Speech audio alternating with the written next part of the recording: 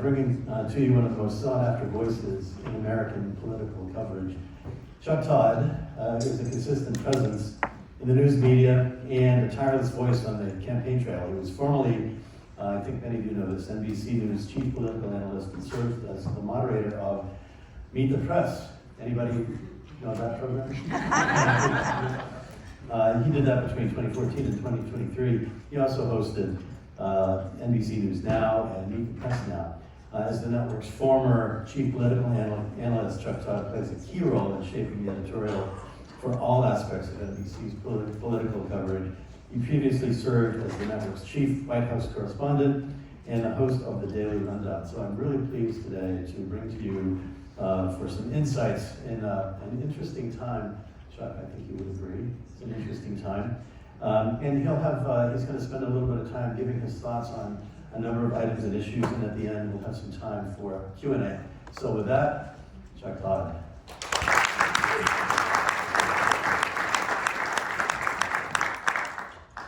Well, I guess I'm benefiting from the government shutdown. I have to. Well, sorry, your best laid plans, right? Welcome to Washington, where turbulence is the norm. You know, I often say that for about the last 10 years, we've been on this roller coaster. And, you know, the first couple of times on the roller coaster can actually be kind of exciting, right? And you're just sort of like, oh, God, kind of making me sick, right? And you realize it's still going, and then you weirdly get used to it. You know? Then every once in a while you get off and you're like, wait a minute, I'm in the exact place I got on, just like a roller coaster. So in many ways, welcome to the Washington roller coaster, where we do, there's a lot of motion, there's a lot of movement, there's a lot of turbulence, and we don't go anywhere. So here we are. I'll be frank, I did not think the government, I thought we'd be reopening it right around now. Tactically, I question why Democrats chose this moment to do it and not 6 weeks from now. I think when you just look at and this gets into a larger issue that I'm going to be very curious to see how the voters handle, which is one of I'll state it in my opinion, one of my concerns of what a second Trump term would bring is that the left would start mirroring the behavior of the right? If you can't beat them, join them. So the Democrats had been the party of, no, you shouldn't shut the government down. They were the party of clean continuing resolutions, the so-called clean CR. And Republicans, surprising to the Democrats, passed a clean CR in the House. Right? Democrats were used to the Republicans not being able to come together themselves. So they always did have a little bit of the adult in the room leverage. And then the Republicans have, in this second era of Trump, it's a much different party, right? Trump was the outsider in his first presidency, even sometimes in his own White House, right? That was I think now we know, Trump 1.0 was an administration built by Mike Pence and Reince Priebus, Washington guys. And I say this with no disrespect, that's just, and it was sort of, frankly, with conventional conservatives in just about every one of those spots. Well, Donald Trump figured that out, and that is not what he wanted in Trump 2.0. And that is why there's really only, arguably, one person from 1.0 that's in 2.0, and it's Stephen Miller. You know, pretty much everything else in Trump 2.0 is certainly a bit different. And so, when you do a shutdown, when you're the party of the shutdown, and the mistake the Republicans had made in the past when they would shut things down is, it feels good the first few days. Your base is ecstatic. You're showing some fight. But you gotta have an exit ramp. You gotta know when do you feel like you've won or you've made your point. And this is where I think the Democrats are not quite sure. I don't think they know what their exit ramp is. And I say this because if this was about healthcare premiums, and if this was about the Obamacare subsidies, well, they already won the argument. You've got, the vice president came out and said they'd negotiate, he agrees. Marjorie Taylor Greene was walking in, she's on CNN talking about the need to fix this problem. You got the president saying, right, there is agreement to do this. Obviously, it's about, well, we'll negotiate after you open the government. And it was just a 6-week continuing resolution. So just simply tactically, I question why the Democrats chose this moment rather than, frankly, doing it in November. Now, it would have been much more disruptive to all of our holiday travel plans. I'm not gonna lie about that. But just the timing of it here, because again, they also lost some high ground. They were the party of, you don't shut down the government. And all the Republicans were offering was a 6-week extension of Biden spending levels, right? That is, in theory, that shouldn't have been a controversial option. And you still have leverage in 6 weeks. Which is why, okay, if you're saying, okay, but we still want to make our point, well, I would argue, you've made the point. You've got agreement that this healthcare subsidy issue needs to be addressed before the end of the year. More importantly, you've got leverage again in 6 weeks if they renege on the deal. But when you have Chuck Schumer come out this morning in the lead of Punch Bowl and said, every day things get better, you're like, well, maybe this isn't going to end anytime soon. And it tells you that this wasn't about healthcare. Now, I think we all knew this wasn't about healthcare. But the problem was they needed to have a case to make to the public that isn't following this as closely. And healthcare is certainly something that that the voters see as something they trust Democrats with slightly more than they trust Republicans. So I understand the sort of, why they would pick that issue, right? It's been a good issue for them. Arguably what won them the House in 2018, right? Was over saving Obamacare. So you see sort of the poll testing part. It's almost like saying, look, we want to shut down the government. What's the best excuse, right? And you go through the issues, and you're like, okay, that's it. What they're really shutting down the government for, which I think is arguably a more important reason to do it, if you're going to do it, is the fact that you're the Democrats. Do you want to give I'm going to give you votes to pass the budget. It takes 60 votes to pass the budget, but you've decided it only takes 50 votes to rescind spending. The so-called rescissions. And again, this is very Washington speak stuff. Now, that's the real argument. The real argument is that Democrats feel as if he's welching on essentially the budget. And when they pass that rescissions package to yank spending that was already agreed to on a bipartisan basis, there's obviously trust issues. But the problem, that's the real reason they want to have this fight. The problem is that is one that is very hard to explain, very hard to galvanize the public on. And I think in general, it's basically one of the democracy arguments. And I think as we've all learned, and I assume the Democratic Party has learned, and I think it goes back to the 2020 election where they learned the wrong lesson of why they won. They believe they won on democracy issues in 2020. They believe they won on democracy issues in 2022. They certainly ran on a democracy, when you see the closing message of Kamala Harris's campaign was on the ellipse. It wasn't about cost of living, it was about democracy issues. That is not a voting issue. Some of you may lament the fact that it's not a voting issue, but it isn't, right? I remember talking to some voters in an unofficial focus group I was doing in the fall of last year, and one of them said, I care about the democracy, but I gotta pay my mortgage, right? It's sort of on the priority list. I always say, I have the luxury to worry about it. I don't have a health crisis in my family. I don't have a financial crisis in my family. So I have the luxury to be concerned about the larger problems outside.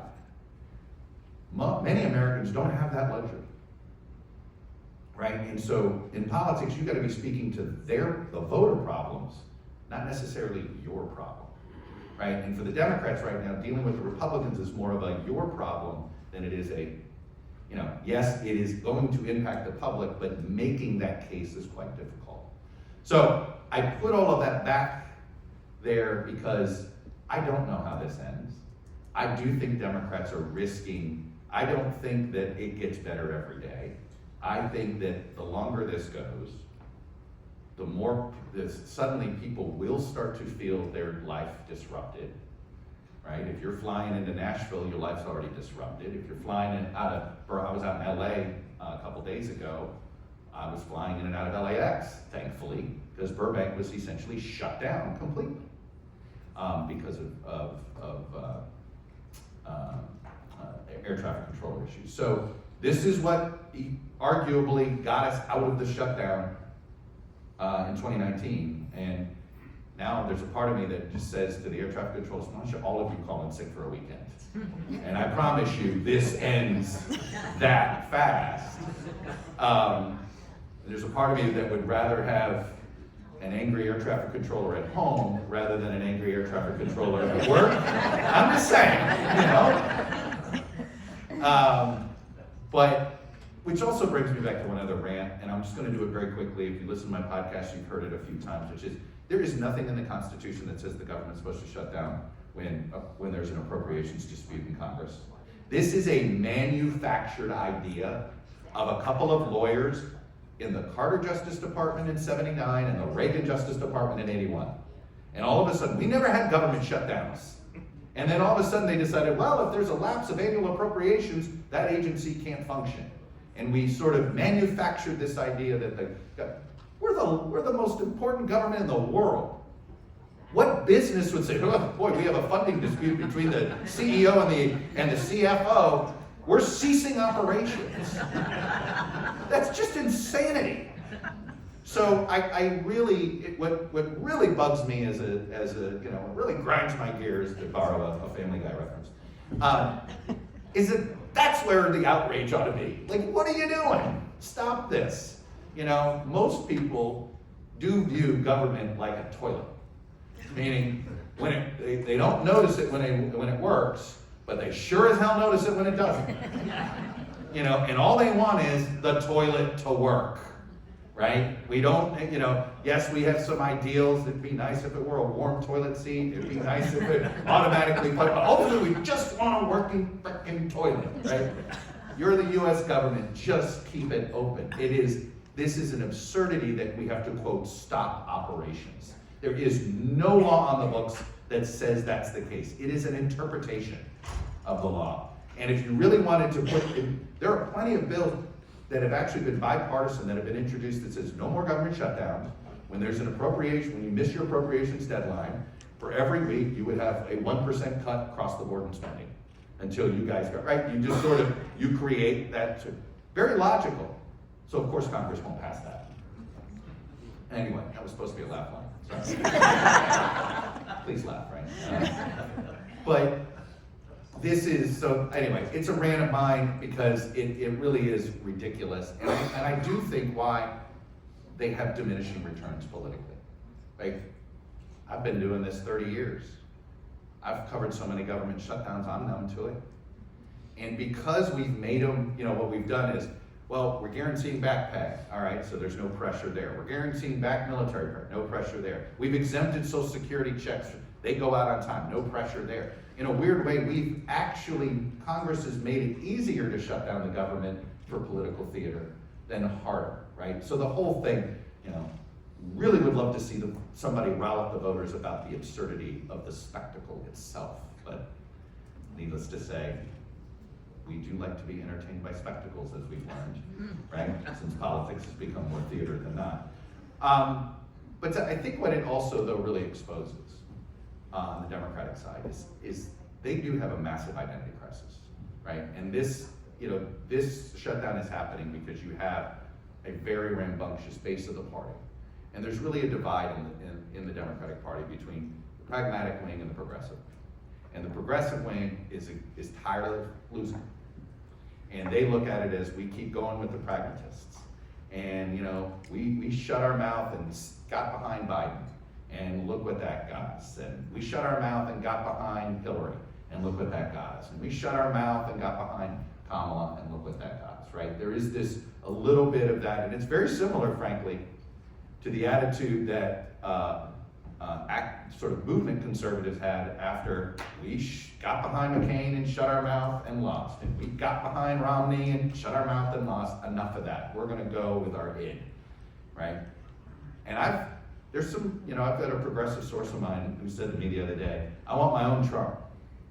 I'm tired of trying to build a movement, election by election. I just want to get my own bully in there and just sort of, take over the party that way. And it doesn't surprise me, right? Because if you look at the Republicans, 2015, somebody like me might have come up here and said, boy, this is a really divided party. Divided party is going to be, they couldn't really govern for a while. But it turned out that fight was good for the Republican Party if you're just looking at the numbers. Right? This is now a very unified party. They kind of know who they are at the moment. They have a singular leader that is now, we had these messy Republican primary fights all during the beginning parts of the Trump era, where essentially you had your establishment versus Trump candidate and all this stuff. Now, there's hardly any of those primaries this time. There's the state of Texas, which is a special case. But everywhere else, it's Trump's party. And if you don't get Trump's endorsement, you drop out of the race. They don't even bother. So all of a sudden, they have a singular titular head that, really operates sort of like an old-fashioned political machine, right? Where they, what he says goes. And the party apparatchik salutes and says, yes, sir.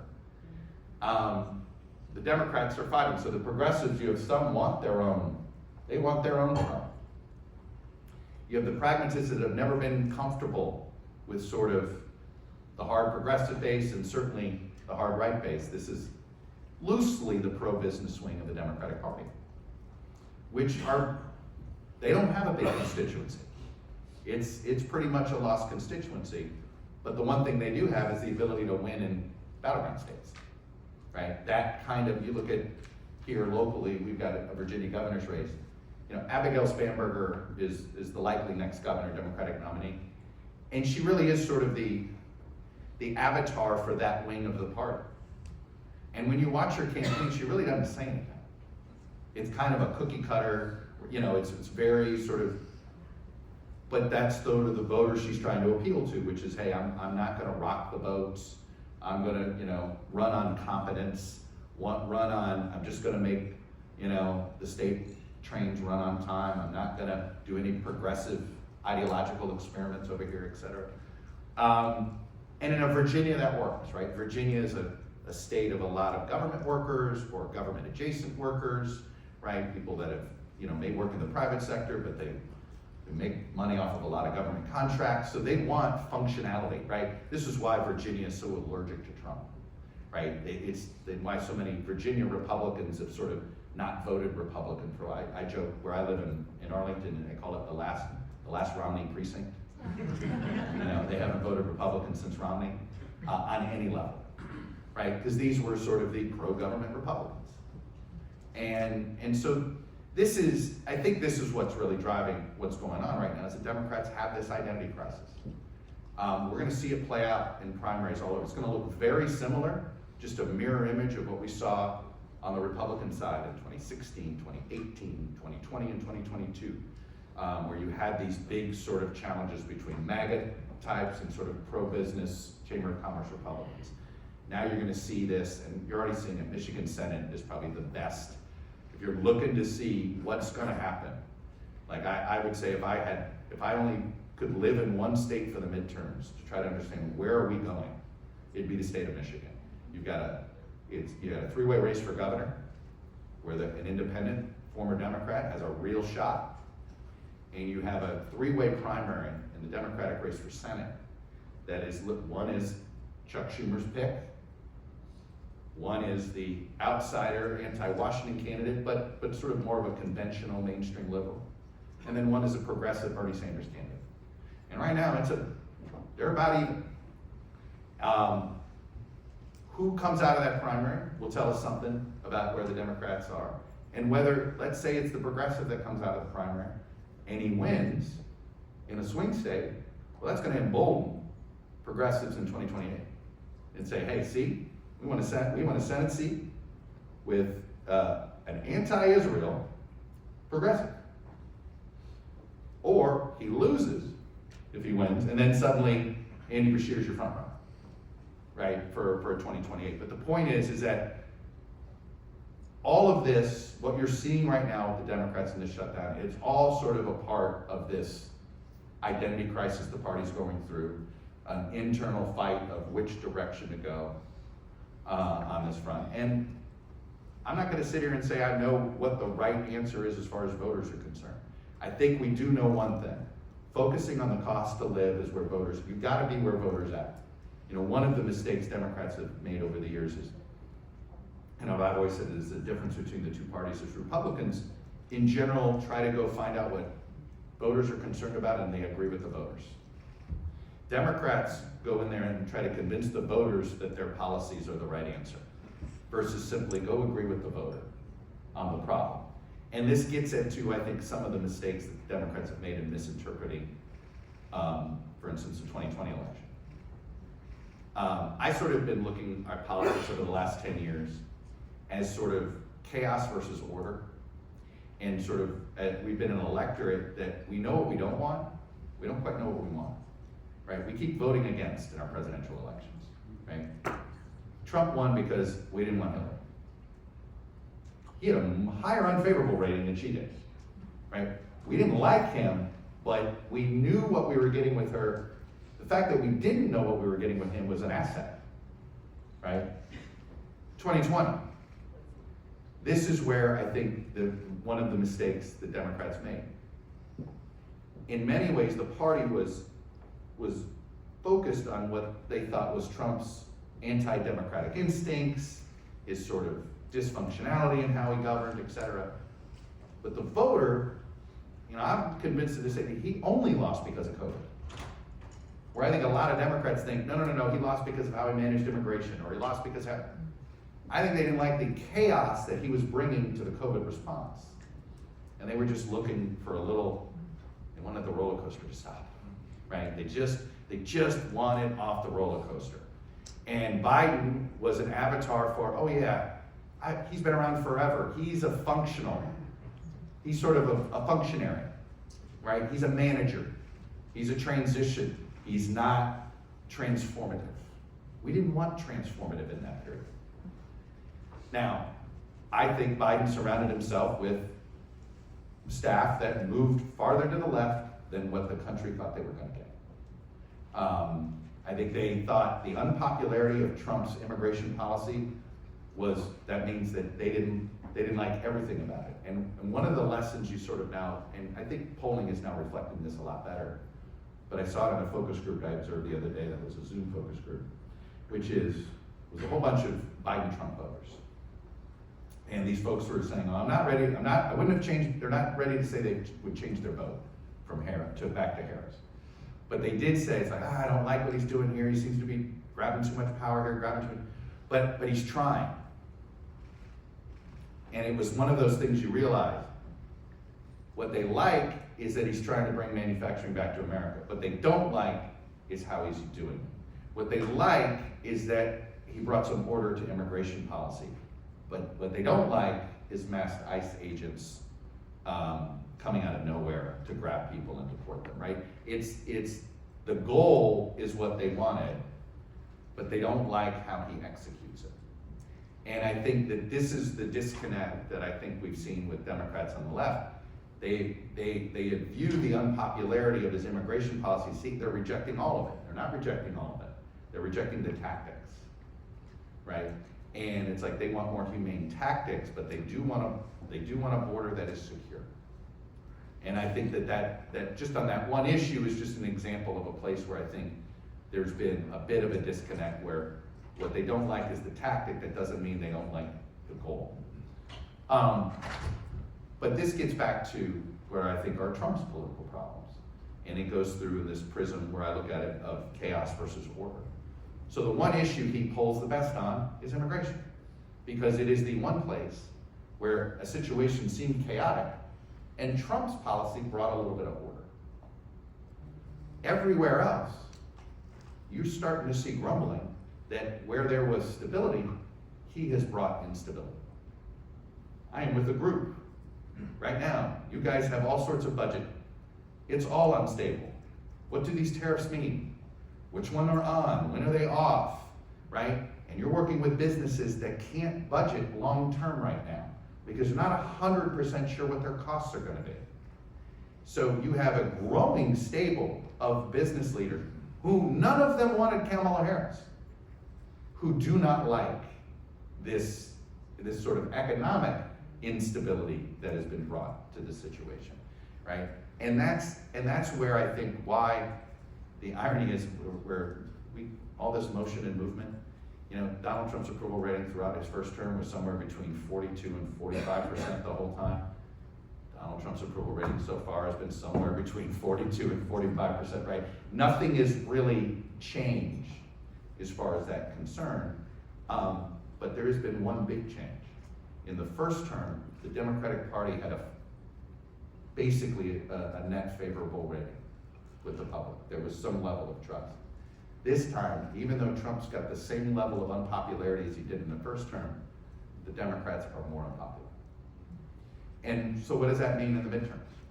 That's a real question mark that I have in my head. We could have a very traditional midterm that we had sort of in the 21st century of, you know, our party is able to essentially run against, be a check on Trump, which is usually a pretty powerful message to swing voters. Throw in the fact that Democratic voters turn out in non-presidential elections at a greater number than Republican voters do these days. So there's some automatic midterm advantages that the Democrats are going to have, which is why they misinterpreted what happened in 22. They sort of did better than expected, but it was really due to the fact that Democrats are just lucky Trump hasn't figured out how to get Trump voters out when he's not on the ballot. And that's something that I think that the party as a whole hasn't fully reckoned with. Because when you look at the entire totality of where people are leaning, you know, over the last year, Democrats have lost nationwide over 1 million registered Democrats. Republicans have lost 100,000 registered Republicans. There are more registered Republicans now in America than registered Democrats. And that is a change. It had been a consistent sort of 2 to 3 point advantage for Democrats, just generically over the last couple of decades. Now, both parties declining, right? The fastest growing party in America is no party. Now, you may ask, well, why isn't a third party? You know, I do think we are ripe for a third party disruption. Not necessarily a third party movement, but a third party disruption, which brings me back to Michigan. I think what's happening in Michigan, where you have a former Democrat running as an independent, the mayor of Detroit, you have a pretty mainstream likely Democratic nominee in the Secretary of State, Jocelyn Benson, very much sort of in line with the Gretchen Whitmer type Democrat. And you have a fairly mainstream conservative Republican in John James. So I think the math is going to work out that the Republican is going to win that race. Like, I'd rather be the Republican there in that situation than, you're the Democratic nominee and you've got a former Democrat who's mayor of Detroit, who's going to take Detroit voters away from you, right? You're going to run into a math problem. But it's also possible Duggan taps into something, right? Because we don't like either party. Is there an exhausted majority in the plurality in the middle that is just looking for competency, right? And Duggan is sort of running on the, hey, I cleaned up Detroit. Yeah, you guys don't hate Detroit the way you used to in the state of Michigan. By the way, how about them Tigers, right? How about them Lions? It's funny how, this stuff weirdly, you don't know whether it's corollary or not, but it's sort of like, if your city has an economic problem, your team suck too, right? But it's, suddenly Detroit started making a comeback and, oh my God, the Lions are competitive and the Tigers, and watch out, the Pistons aren't going to be so crappy this year, I can't say the same for my beloved Washington teams here, but the football team's back, which is a big deal to some people in this town. But I look at that to see, is there enough frustration with the two parties that they'll actually vote third party, right? History says no, right? We've had an occasional, you really need to be a super charismatic figure to be able to make a third party work. It really has to be personality driven. Jesse Ventura, right? It was personality. Ross Perot was a strong personality. Even in our history, right? George Wallace, strong personality. Teddy Roosevelt, strong personality. So, that person doesn't, I don't see that person out there, but I do think a victory by Duggan there would suddenly interest a lot more people that might come out of the woodwork and be kind of interested in that. So, look, I think we're still, I will do this, I'm gonna close with this and then I'm gonna take some questions. I'm still I call myself short-term pessimistic, long-term optimistic, right? A lot of people, I get a lot of questions sometimes, usually from folks on the left more so than on the right, that says, what's happening here? What's the state of our democracy? Look, I think we're a more resilient democracy for a number of reasons. Biggest one is we're not a parliamentary system. If you look at when some democracies fail, a lot of times it's a parliamentary system because you can essentially grab power with a minority of support and lock things in ways that are sometimes harder to undo. So I think there's that aspect. There's the fact that we're so dispersed. And while we do have growing income inequality, we still have we don't have a poor middle class. Okay, we have a fairly, and certainly compared to the rest of the world, a fairly wealthy middle class. And so we don't have, when you look at democracies that fail, it usually there's a gutted middle class, right? Why did Venezuela fail? There's no middle class, right? There was the wealthy in Caracas and the poor, right? That's what happened in Turkey. The wealthy in Istanbul and the poor everywhere else. So there's that. But if I lived in 1939, I would have said, well, I'm short-term pessimistic and long-term optimistic. And by 1946, I would have said I was right. A lot of bad shit happened in those 6 years. So I don't want to yada yada over it. And so the real challenge is, well, there's a lot of historical parallels between the early 20th century and what we're dealing with now. We've got economic transition. There was an economic transition back then. We have an economic transition now. We've got big, new, wealthy people getting closer and closer with government. That's going to get to the point where I do think there'll be a voter revolt over this. That's what we had happen. Todd was sort of peak of that. I do think 2028, we're talking about all these democracy issues. I think the single most important issue in 2028 is going to be fear of AI job displacement. I'm not saying that's going to happen by 2028, but the fear factor of that, I think, is going to be a huge driver of the political conversation by 2028. And if you're a candidate running for president and you don't have an answer on this, you don't have even if it's a plan to say, like, I heard Mark Kelly, who's thinking about running for president, say that he'd be open to figuring out some sort of job displacement tax on AI companies, or that you would put on data centers or something like that. Frankly, there were similar programs that people thought of during our free trade, when we started opening up trade deals, and which of course arguably began the situation that got us to the place we are today politically. So that's going to be, there's going to be a lot of that uncertainty, but I do trust the voters to eventually, we're still a pretty functioning democracy. Yes, we've got an unusual circumstance in the Oval Office, an unusual personality, but he's not that well. It's interesting, he's getting his second annual physical of the year already. They claim he's going, as much as he's never gonna leave office, he's getting too tired. Look, he really is starting to emulate Biden in certain ways. Biden didn't travel the country, which, at first they hid behind COVID as the reason they didn't travel the country, and he still didn't do it. Because guess what, when you get older, you get tired of traveling. Trust me, I thought I was really excited about doing all this traveling to football games. I'm exhausted. I'm mid-50s now. If I were 79, I'd be like, forget it. I'm gonna sit in front of my TV and watch these games. Trump hasn't gone around the country. He doesn't say, he's not talking to the voters. He's not selling himself. That he would be if he could. And I don't think he wants to. And part of that is second termism, but it's also a reminder he's got second termism. So I don't have the same. Now, what will be interesting is, what does the Republican side look like? Is it a MAGA coronation and whatever Trump, and it's a J.D. Vance situation? Does somebody with the last name of Trump run? I think that's more possible than people realize. That if Trump really wants to make this, he would treat a son running as a third term type of situation, and that is something that I would potentially I wouldn't rule out.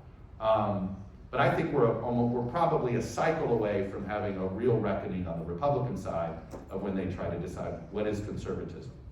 But it usually takes, when you've had a dominant two-term president, right, that reckoning gets always put off about 4 years, right? We didn't really see that reckoning on the Democratic side, right? It sort of was put off 4 years after Obama. It was put off arguably 8 years after Clinton.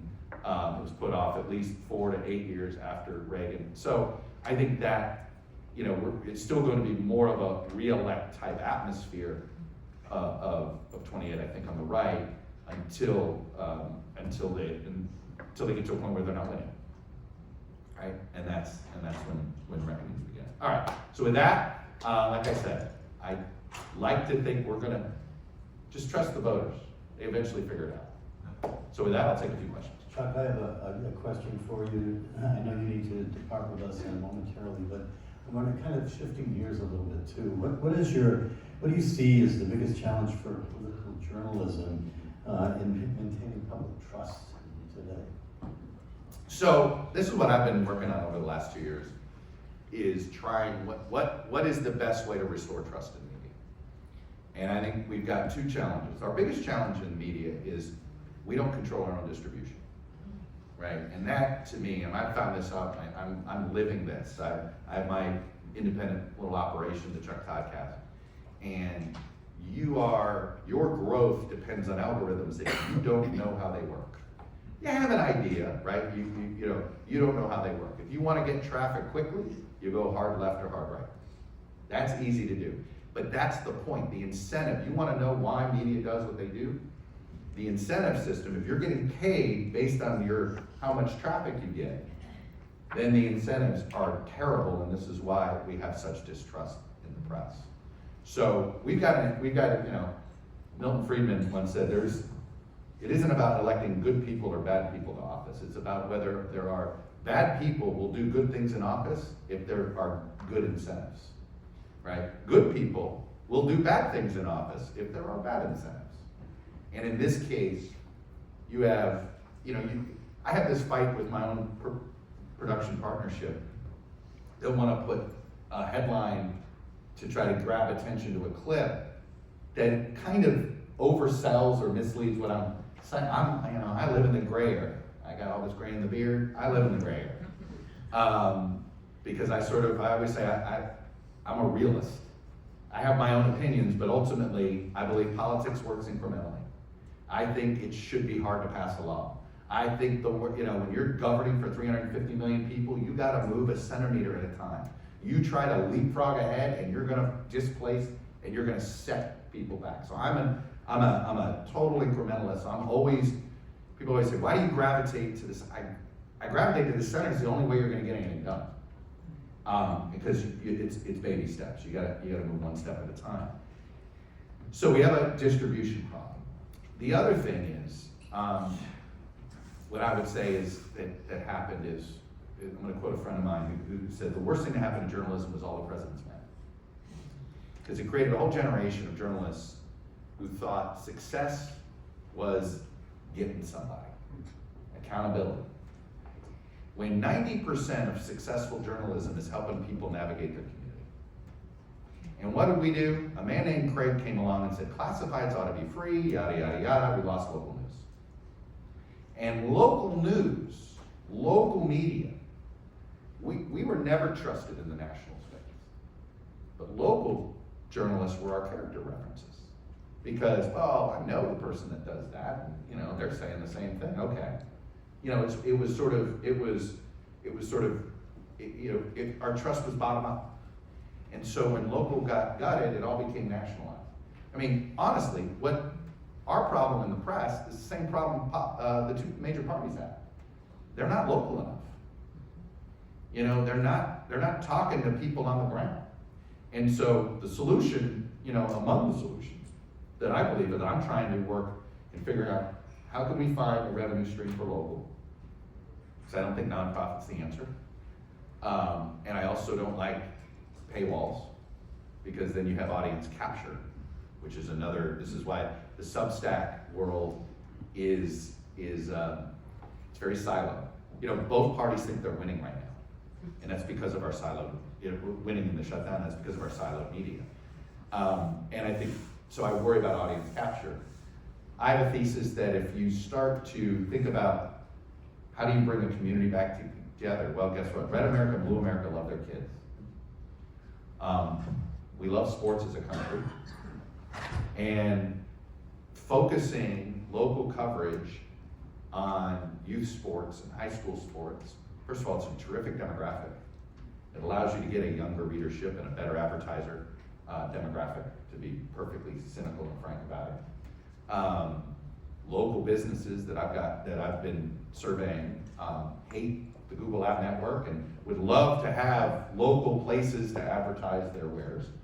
And but it goes back to reorienting journalism to service journalism. And so, you know, helping people figure out how to navigate their community isn't going to win you a Pulitzer Prize, but it is going to earn you trust with the person you've just helped figure out how to navigate their community. Oh, there's a change in how the DMV works. Or, hey, where do I find, you know, chicken that's cheaper this week? Trader Joe's, Aldi's, or Whole Foods, right? It's forgetting that that's where you build the trust.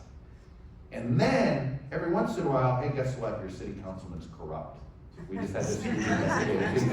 And they'll believe you then. And they may actually even see it, because they keep checking. They love your micro forecasting on weather, and they love all the ways you've helped them save money. And then they're like, oh wow, I didn't know this about John Schmendy, you know? And I think that's how you gotta go back and build trust. Look, we have no more Washington bureaus here. We don't cover Washington through the prism of local. We cover Washington through the prism of, you know, essentially, the easy way to describe this, through the 3 cable channels. Well, they all look at it through the prism of here. Not like, how does this bill impact Rolla, Missouri? Well, let's go to the local Rolla, Missouri report, and he'll explain this bill through the prism of your tax dollars and how you're gonna see whether this bill helps you or hurts you in this community. We stopped doing that journalism. And it's like, well, it's no wonder people, so only the news junkies are following us. And those that are just trying to live their lives, we're not giving them any information that helps them live their lives. So, and look, it's a huge problem, but I think we have to go, you know, it starts local. Everything starts local in life. This is one of them. So I guess a follow-on question to that, because I'm curious on your take on some of the media stuff.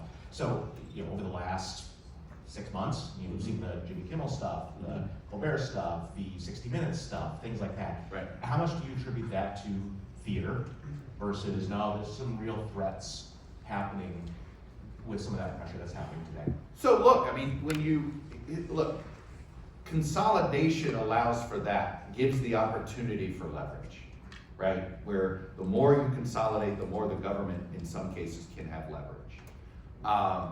And it has been, look, I would have defended corporate ownership of NBC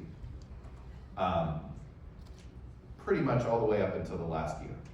And here's how I would have done it. When my friend Richard Engel was kidnapped, thank God we had the power, Comcast and NBC, and you know, making sure that, you know, if he were a freelancer, he'd still be, we might not have him. We might not find him. Trust me, I have an old mentor of mine, David Bradley. We lost somebody when I worked there. We lost somebody during the Gulf War after 9/11. So the second Gulf War, but after 9/11. Michael Kelly. And so David just threw himself into helping and getting missing journalists. And so he does this on basically now is almost like a full-time job. But there are freelancers don't have, you know, that's where he's, you know, so I can, and I'll tell you, there are days that I miss the resources that I had at my disposal. And the collaboration is something you can never replace, right? Collaboration is you know, I miss my morning meeting. Just, that is something that I truly realize. And I was never leaned on, ever once. with this, with the fact that you have an administration that's willing to use government as leverage, and you realize these corporations don't worry about what the public thinks, they have to worry about what the shareholders think.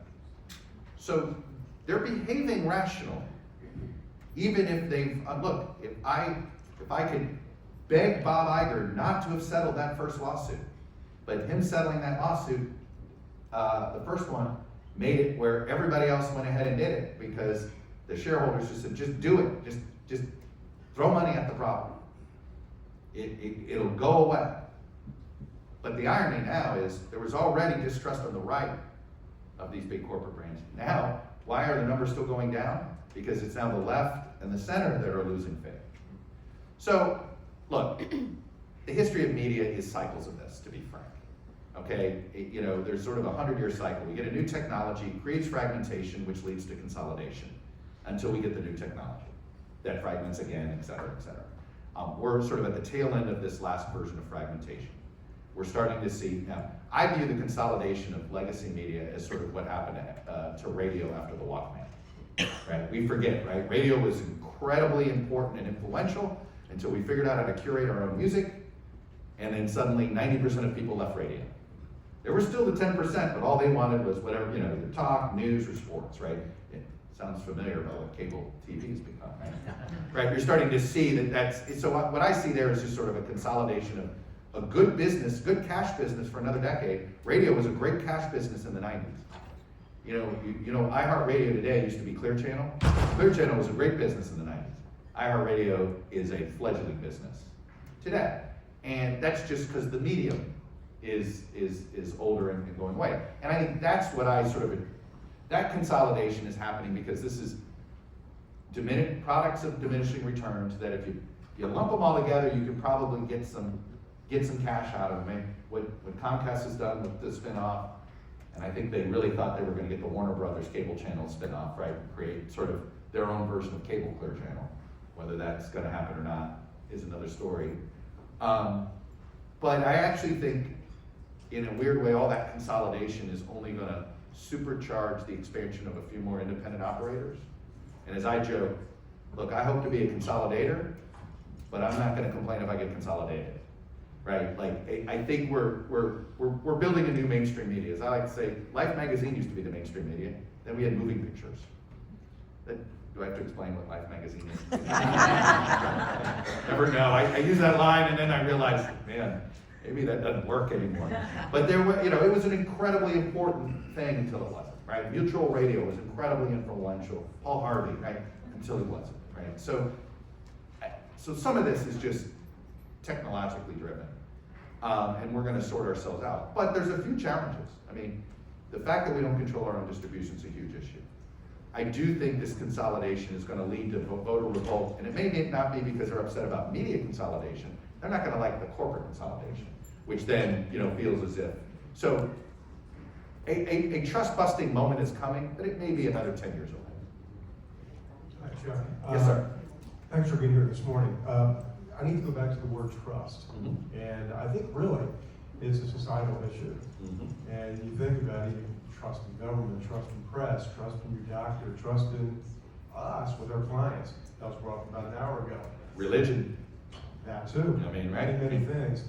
But we could probably talk about that all day. And so all those different topics in different areas. But with respect to government, Mm-hmm. has trust in government ever been so low, number one? Number two, what can it take to regain trust in government?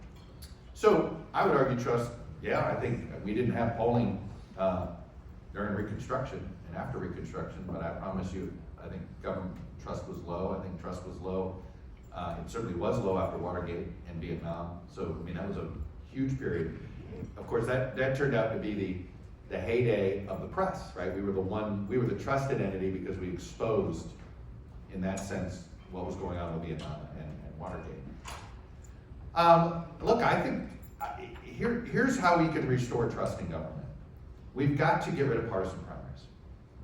If I could come up with one thing, if you just let me change one thing, banning partisan primaries. And let me explain, let me give you a sort of real world example. I just had plug my podcast, the Chuck Toddcast. You can find it wherever you get your podcast. Last week I had, one of my guests was the mayor of Oklahoma City. He's a Republican named David Holt. Currently the president of the U.S. Conference of Mayors. And we got into this conversation, why are mayors sort of less polarized? Obviously the mayor of New York City, okay, we're not gonna, sometimes do, but in general, right, mayors aren't partisan as governors are, as partisan as senators or congressmen. And he said, there's one real world reason why that is. Most mayors are elected in all party primaries. They're elected with no technically, Oklahoma City is one of them. Where I grew up in Miami, it's the same way. In fact, our county mayor, you don't run with a party label next to your name. And now, candidates will certainly virtue signal, right, who they are during the race, and sometimes the local parties will say, well, our candidate is this guy, or our candidate is this woman. And, but in general, first of all, everybody participates. And so when you win, you realize you've got to be governing for that broad majority that elected you. You go from the all-party primary and then the top two face off. It's how most mayors' races are done. And they're the least polarized elected officials. This is what more voters, I think, when you really think about it, the idea that there are taxpayer-funded partisan primaries that prevent you from participating because you're not a member of some other club, how is that not a violation of equal protection? So I actually think partisan primaries funded by the state are unconstitutional. I'm not saying the party itself couldn't pay for it. That's a private organization. But I actually think that I could, I didn't go to law school, but I played a lawyer on TV. Or I went to, where we had a Holiday Inn Express. No. So I really think, and so if you get rid of partisan primaries, there's more voters have buy-in in who gets nominated. And then you have somebody who comes from the broad 70% center. Do you know that basically the hard progressive left and the hard MAGA right together is 15% of the electorate? So 15% of the electorate is arguably dictating 80% of political debate. Okay? I'm sure there's plenty of political disagreement in this room, but you guys are, on a football field, are probably between the 30-yard lines, right? Because you're outside of that, you're usually not good collaborators, okay? It's ultimately, right, you learn when to bite your tongue, right, if you want to succeed, right? You learn to work with people that you may not want to go out to dinner with. Okay, so what, right? You have a job to do, you get it done. And that's, that's what's been lost. And I think trust isn't something that one person gets. It's sort of, if more people are participating in the process, then more of us have skin in the game, and that in turn means, in theory, the people that are elected are a little more in touch with who we are. So that's, if there's one thing you could change, that would be the change, I think. Okay? Yes, sir. Good morning, and thank you. Just curious on your thoughts about identity for both the Republicans and the Democrats, but thinking it through the perspective of the gubernatorial race in Georgia. Mm-hmm. So you have the former mayor of Atlanta running as a Democrat. You have the former lieutenant governor, who was a Republican, Chamber of Commerce Republican, who switched parties and has openly been against Trump and his version of the Republican Party, running as a Democrat. Then on the Republican side of the House, you have MAGA Republicans, you have the current the Attorney General, you have Brad Raffensperger running as well. So just curious. Don't forget the football coach, the son of Eric Dooley. Even better, right? Yeah. So will 2026 give us an earlier sense of, Oh, he's running the Senate.